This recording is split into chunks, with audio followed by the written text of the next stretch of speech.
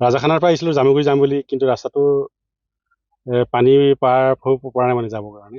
ৰাস্তাটো অলপ বেয়া হৈ গ'ল পানী কিবা কাৰণে। এতিয়া আমি উল্টাই ঘূৰি যাম বুলি ভাবিছোঁ আৰু।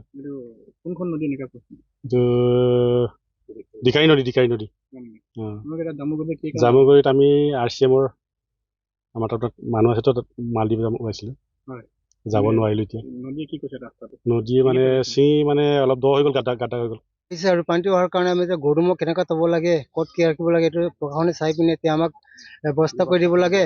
আৰু লগতে এতিয়া আমি ধান ৰোৱা অৱস্থা হৈছে, কিন্তু এইটো কেনেকৈ কি ৰুব লাগে, কঠীয়াটো চাই পিনি কঠীয়া মানে দিব লাগে।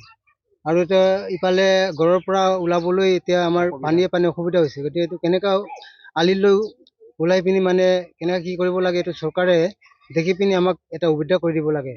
কোনটো নদী এনেকা এইটো দিকাৰী নদী আমাক এনেকা কিবা জোলা কৰি দিয়ে আৰু।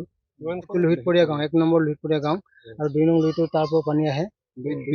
গোটেই পথাৰতে মানে পানী আৰু। অনুমানে কিমানখন গাঁও এই বানৰ কবলত পৰিছে? এইটো আমাৰ অনুমানে 12খন মান গাঁও পৰিব নেকি, 12-13খন মান গাঁও বেছি পৰিব।